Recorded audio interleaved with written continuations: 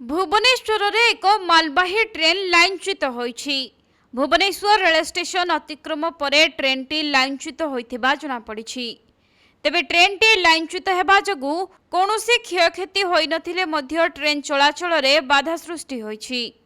मिलिथिबा सूचना अनुसार आज सकाळ प्राय 8:40 समय रे एक मालवाही ट्रेन टी डाउन लाइन दे कटक अभिमुखे जाउथिला एवं बाणीविहार और मास्टर कैंटीन स्टेशन मझिरे ट्रेन टी लाइनच्युत हो जाइथिला, जहाँकि ट्रेन रो गोटिए बगी ट्राक रु खसी जाइथिला। फलरे सही रूट दे ट्रेन चलाचल प्रभावित होइछि। रेलवे विभाग रो कर्मचारी पहुंची ट्राक को मरामती करुथुबा जଣା पड़िछि। तेबे मालवाही ट्रेन टी जिंदल स्टील को कंचामाल नहीं जाउथुबा बेले एपरि दुर्घटना घटिथिबा सूचना मिलिछि।